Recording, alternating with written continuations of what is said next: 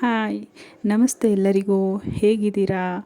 ಇವತ್ತಿನ ವಿಡಿಯೋದಲ್ಲಿ ಬಿರಿಯಾನಿ ಜೊತೆ ಒಂದೊಳ್ಳೆ ಟೇಸ್ಟಿಯಾದಂಥ ಗ್ರೇವಿ ಮಾಡೋದು ಹೇಗೆ ಅಂತ ಈ ವಿಡಿಯೋದಲ್ಲಿ ನಿಮ್ಮ ಜೊತೆ ಹಂಚ್ಕೊಳ್ತೀನಿ. ಮೊದಲಿಗೆ ಈರುಳ್ಳಿ, ಟೊಮೊಟೊ, ಸೊಪ್ಪು, ಕಸೂರಿ ಮೇಥಿ, ಕಾಳುಮೆಣಸು, ಶುಂಠಿ, ಬೆಳ್ಳುಳ್ಳಿ, ಚಕ್ಕೆ, ಲವಂಗ ತೊಗೊಂಡಿದ್ದೀನಿ.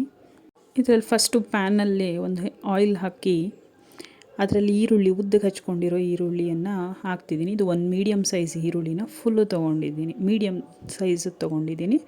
ಇದನ್ನು ಫಸ್ಟು ಆಯಿಲಲ್ಲಿ ಚೆನ್ನಾಗಿ ರೋಸ್ಟ್ ಮಾಡಬೇಕು. ನೀವು ನೋಡ್ತಾ ಇರ್ಬೋದು ರೋಸ್ಟ್ ಆಗಿದೆ. ರೋಸ್ಟ್ ಆಗಿರೋದನ್ನ ಒಂದು ಪ್ಲೇಟಲ್ಲಿ ತೆಗೆದಿಟ್ಕೊಳ್ತಿದ್ದೀನಿ. ನಂತರ ನಾನು ಅದೇ ಎಣ್ಣೆಗೆ ನಾನು ಒಗ್ಗರಣೆಗೆ ಏನು ತೊಗೊಂಡಿದ್ನಲ್ಲ, ಕಸೂರಿ ಮೇಥಿ, ಶುಂಠಿ, ಬೆಳ್ಳುಳ್ಳಿ, ಮೆಣಸುಕಾಳು, ಚಕ್ಕೆ, ಲವಂಗ ಎಲ್ಲವನ್ನು ಹಾಕಿ ಹುರ್ಕೊಳ್ಬೇಕು. ಇದ್ರ ಜೊತೆಗೇ ನಾನು ಟೊಮೊಟೊ, ಸೊಪ್ಪು ಏನಿದೆ ಅಲ್ಲ ಅದನ್ನೆಲ್ಲ ಮತ್ತೆ ಹಾಕ್ಕೊಳ್ತಾ ಇದ್ದೀನಿ. ಸೊಪ್ಪು, ಟೊಮೊಟೊ ಹಾಕೋಬೇಕು. ಈರುಳ್ಳಿ ಮಾತ್ರ ಸಪ್ರೇಟು ಫುಲ್ಲು ಫ್ರೈ ಮಾಡಬೇಕು. ಅದ್ರ ಜೊತೆಗೆ ಈ ಹಸಿ ಇರೋ ಟೊಮೊಟೊ, ಸೊಪ್ಪು ಎಲ್ಲ ಹಾಕಿದ್ರೆ ಅದು ನಾನು ತೋರಿಸಿದ್ನಲ್ಲ ಈರುಳ್ಳಿ ಅಷ್ಟು ರೋಸ್ಟ್ ಆಗಲ್ಲ.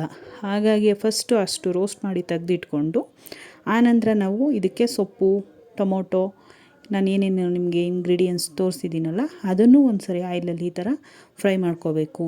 ಆಯಿಲಲ್ಲಿ ಫ್ರೈ ಆದಮೇಲೆ ಮತ್ತೆ ಇದನ್ನು ನಾವು ಸಪ್ರೇಟು ಆಯಿಲಿಂದ ಸಪ್ರೇಟ್ ಮಾಡಬೇಕು. ಇದನ್ನು ಕೂಡ ಇದನ್ನೆಲ್ಲ ಸೋರಿಸ್ಕೋಬೇಕು.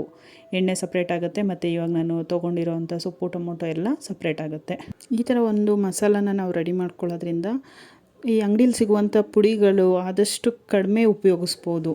ನಾನು ಇದನ್ನಷ್ಟೇ ಪೇಸ್ಟ್ ಮಾಡ್ಕೊಳ್ಳೋದು. ಈ ಪೇಸ್ಟ್ ಬಿಟ್ಟು ನಾನು ಗರಂ ಮಸಾಲ ಮಾತ್ರ ಎಕ್ಸ್ಟ್ರಾ ಹಾಕ್ತೀನಿ.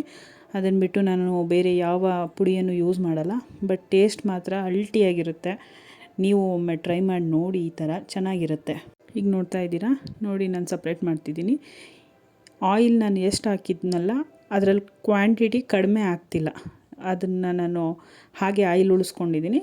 ಇದು ಮತ್ತೆ ಈಗ ಏನೇನು ನಾನು ಹುರ್ಕೊಂಡಿದ್ದೀನಲ್ಲ ಈರುಳ್ಳಿ, ಟೊಮೊಟೊ, ಸೊಪ್ಪು, ಶುಂಠಿ, ಬೆಳ್ಳುಳ್ಳಿ ಎಲ್ಲ ಇದನ್ನು ನಾನೇನು ಮಾಡ್ತಾಯಿದ್ದೀನಿ ಅಂದರೆ ಒಂದು ಮಿಕ್ಸಿ ಜಾರಿಗೆ ಅದನ್ನೆಲ್ಲ ಹಾಕ್ಕೊಳ್ತಾ ಇದ್ದೀನಿ. ಇದನ್ನು ಪೇಸ್ಟ್ ಮಾಡ್ಕೋಬೇಕು. ಫುಲ್ಲು ಪೇಸ್ಟ್ ಮಾಡಿಕೊಂಡ್ರೆ ಗ್ರೇವಿಗೆ ಬೇಕಾಗಿರೋವಂಥ ಮಸಾಲ ರೆಡಿ ಆಗುತ್ತೆ. ಇದನ್ನು ಫುಲ್ಲು ಫೈನ್ ಪೇಸ್ಟ್ ಮಾಡಬೇಕಾಗತ್ತೆ.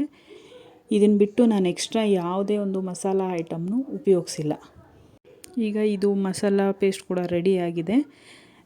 ಇದು ಸಪ್ರೇಟ್ ಇಟ್ಕೊಂಡು ನೆಕ್ಸ್ಟು ನಾನು ಯಾವ ಪ್ಯಾನಲ್ಲಿ ಎಣ್ಣೆ ಇದೆಲ್ಲ ಫ್ರೈ ಮಾಡಿದ್ದೆ ಅದೇ ಆಯಿಲಿಗೆ ಮತ್ತು ನಾನು ಇದರಲ್ಲಿ ಒಗ್ಗರಣೆ ಅಂದರೆ ಫ್ರೈ ಮಾಡೋಕ್ಕೆ, ಚಿಕನ್ ಫ್ರೈ ಮಾಡಲಿಕ್ಕೆ ಅದನ್ನೇ ಉಪಯೋಗಿಸ್ತಿದ್ದೀನಿ. ಅದಕ್ಕೆ ನಾನು ಸಪ್ರೇಟು ಅರ್ಧದಷ್ಟು ಈರುಳ್ಳಿನ ಒಂದು ಮೀಡಿಯಮ್ ಸೈಜಲ್ಲಿ ಹಚ್ಚಿಟ್ಕೊಂಡಿದ್ದೆ, ಅದನ್ನು ಹಾಕ್ಕೊಳ್ತಾ ಇದ್ದೀನಿ. ಹಾಕ್ಕೊಂಡು ಮತ್ತು ಅದನ್ನು ಸ್ವಲ್ಪ ಕಂದು ಬಣ್ಣ ಬರೋ ಥರ ಫ್ರೈ ಮಾಡ್ತಿದ್ದೀನಿ. ಇದು ಸ್ವಲ್ಪ ಫ್ರೈ ಆಯಿತು. ಈಗ ಇದಕ್ಕೆ ಹಚ್ಚಿಟ್ಕೊಂಡಿರುವಂಥ ಟೊಮೊಟೊ ಕೂಡ ಹಾಕ್ತಿದ್ದೀನಿ. ಇದರಲ್ಲಿ ನಾನು ಒಂದು ಟೊಮೊಟೊ ತೊಗೊಂಡಿದ್ದೆ.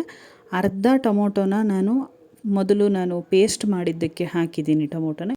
ಇನ್ನುಳಿದ ಅರ್ಧ ಭಾಗನ ಸಣ್ಣದಾಗಿ ಕಟ್ ಮಾಡಿ ಅದನ್ನು ಗ್ರೇವಿಗೆ ಉಪಯೋಗಿಸ್ಕೊಳ್ತಿದ್ದೀನಿ.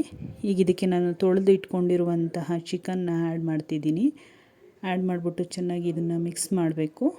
ಇದಾದಮೇಲೆ ಇದಕ್ಕೆ ಸ್ವಲ್ಪ ಅರಿಶಿನ ಆ್ಯಡ್ ಮಾಡ್ಕೊಳ್ತಾ ಇದ್ದೀನಿ. ಇದು ಅಡುಗೆ ಅರಿಶಿನ ಹಾಕಿದ ಮೇಲೆ ನೆಕ್ಸ್ಟ್ ಇದಕ್ಕೆ ಸಾಲ್ಟು 1 ಟೇಬಲ್ ಸ್ಪೂನ್ ಆಗುವಷ್ಟು ಉಪ್ಪನ್ನು ಹಾಕ್ಕೊಳ್ತಿದ್ದೀನಿ. ಇದು ರುಚಿಗೆ ತಕ್ಕಷ್ಟು ನಿಮಗೆ ಅಳತೆ ನೋಡಿಕೊಂಡು ನೀವು ಹಾಕ್ಕೋಬೋದು. ನೆಕ್ಸ್ಟ್ ಇದಕ್ಕೆ ಒಂದು ಅರ್ಧ ಚಮಚದಷ್ಟು ಮಾತ್ರ ನಾನು ಗರಂ ಮಸಾಲ ಉಪಯೋಗಿಸ್ತಿದ್ದೀನಿ. ಇದನ್ನು ಬಿಟ್ಟು ನಾನು ಚಿಕನ್ ಮಸಾಲ ಯಾವುದೂ ಉಪಯೋಗಿಸ್ತಿಲ್ಲ. ಇದಕ್ಕೆ ಉಪಯೋಗಿಸಿದ್ದು ಅರ್ಧ ಚಮಚದಷ್ಟು ಗರಂ ಮಸಾಲ. ಇನ್ನು ಬೇರೆ ಎಲ್ಲ ನಾನು ಮಾಡಿರೋ ಪೇಸ್ಟ್ ಮಾಡಿದ್ದೀನಲ್ಲ ಅದನ್ನು ಹಾಕಿದ್ರೆ ಸಾಕು. ತುಂಬ ಟೇಸ್ಟಿಯಾಗಿರುತ್ತೆ. ಕಡಿಮೆ ಸಮಯದಲ್ಲಿ ಇದು ಆಗುತ್ತೆ. ಕಡಿಮೆ ಸಮಯದಲ್ಲಿ ಬೇಕು ಅಂದರೆ ನಾವು ಬಿರಿಯಾನಿ ಜೊತೆಗೆ ಈ ಥರ ಒಂದು ಗ್ರೇವಿ ಮಾಡಿಕೊಂಡ್ರೆ ತುಂಬ ಚೆನ್ನಾಗಿರುತ್ತೆ. ಇಲ್ಲಿ ನಾನು ಮಾಡ್ತಿರೋದು ಅರ್ಧ kg ಚಿಕನ್ ಗ್ರೇವಿ. ಅದಕ್ಕೆ ಇವಾಗ ನಾವು ಪೇಸ್ಟ್ ಮಾಡ್ಕೊಂಡಿರುವಂಥ ಮಸಾಲನ ಹಾಕ್ಕೊಳ್ತಾ ಇದ್ದೀನಿ. ಇದಕ್ಕೆ ಮಸಾಲೆಗೆ ನಾವು ಈರುಳ್ಳಿನ ರೋಸ್ಟ್ ಮಾಡಿ ಹಾಕಿರೋದ್ರಿಂದ ಅದರಲ್ಲೇ ತುಂಬ ಟೇಸ್ಟ್ ಇರುತ್ತೆ. ಹಾಗಾಗಿ ಇವಾಗ ನೀವು ನೋಡ್ತಾ ಇರ್ಬೋದು ಇಷ್ಟೇ. ಇದಾದಮೇಲೆ ನೆಕ್ಸ್ಟ್ ನಾನೇನು ಮಾಡ್ತಿದ್ದೀನಿ, ಸ್ವಲ್ಪ ನಾನು ಮಿಕ್ಸಿ ಜಾರ್ ಇರುತ್ತಲ್ಲ ಅದಕ್ಕೇ ಸ್ವಲ್ಪ ನೀರು ಹಾಕ್ಕೊಂಡಿದ್ದೀನಿ. ಒಂದು ಅರ್ಧ ಲೋಟದಷ್ಟು ನೀರು ಹಾಕ್ಕೊಂಡು ಅದನ್ನು ಮತ್ತೆ ಮಿಕ್ಸಿ ಜಾರಿಂದನೇ ಹಾಕ್ತಾಯಿದ್ದೀನಿ. ಹಾಕಾದಮೇಲೆ ನೆಕ್ಸ್ಟ್ ಇದನ್ನು ಒಂದು 10 ರಿಂದ 15 ನಿಮಿಷ 20 ನಿಮಿಷಗಳ ಕಾಲ ಚೆನ್ನಾಗಿ ಬೇಯಿಸಬೇಕು. ನಾವು ಉರಿವಾಗಲೇ ಚಿಕನ್ ಚೆನ್ನಾಗಿ ಬೇಯಿಸ್ಕೊಂಡ್ಬಿಟ್ರೆ ನಮ್ಗೆ ಟೈಮ್ ಸೇವ್ ಆಗುತ್ತೆ. ಗ್ರೇವಿ ಖಾರ ಎಲ್ಲ ಹಾಕಿದ್ಮೇಲೆ ಒಂದು 15 ಮಿನಿಟ್ಸ್ ಇದನ್ನು ಚೆನ್ನಾಗಿ ಉರಿಯಲ್ಲಿ ತುಂಬ ಉರಿಯಲ್ಲಿ ಇಟ್ಟು ಒಂದು ಮೀಡಿಯಮ್ ಫ್ಲೇಮಲ್ಲಾದರೂ ಇಟ್ಟು ಚೆನ್ನಾಗಿ ಬೇಯಿಸ್ಕೊಬೋದು. ಇದಕ್ಕೆ ನಾನೊಂದು 2 ಸ್ಪೂನ್ ಆಗುವಷ್ಟು ಮೊಸರು ಕೂಡ ಆ್ಯಡ್ ಮಾಡಿದ್ದೀನಿ. ನಾನು ನಾನ್ ವೆಜ್ ಮಾಡಿದಾಗ ಪ್ರತಿ ಸಲ 1 ಸ್ಪೂನ್ 2 ಸ್ಪೂನ್ ಮೊಸರನ್ನ ಹಾಕ್ತೀನಿ ಬಿರಿಯಾನಿಗೆ, ಈ ಥರ ಗ್ರೇವಿಗೆ. ಯಾಕಂದರೆ ಅದು ತುಂಬ ಟೇಸ್ಟನ್ನು ಕೊಡುತ್ತೆ. ಅದ್ರ ಜೊತೆಗೆ ಸ್ವಲ್ಪ ನಿಂಬೆಹಣ್ಣು ರಸ ಒಂದು 1/4 ಹೋಳಷ್ಟು ಮಾತ್ರ ನಿಂಬೆಹಣ್ಣು ರಸನ ಆ್ಯಡ್ ಮಾಡ್ತಾಯಿದ್ದೀನಿ. ಇದೆಲ್ಲ ಆಗಿದೆ. ಈಗ ನೋಡ್ತಾ ಇರ್ಬೋದು ಗ್ರೇವಿ ಹೇಗೆ ಬೆಂದಿದೆ ಅಂತ. ಆಯಿಲ್ ಬಿಟ್ಕೊಂಡಿದೆ ಕೂಡ, ತುಂಬ ಚೆನ್ನಾಗಿದೆ.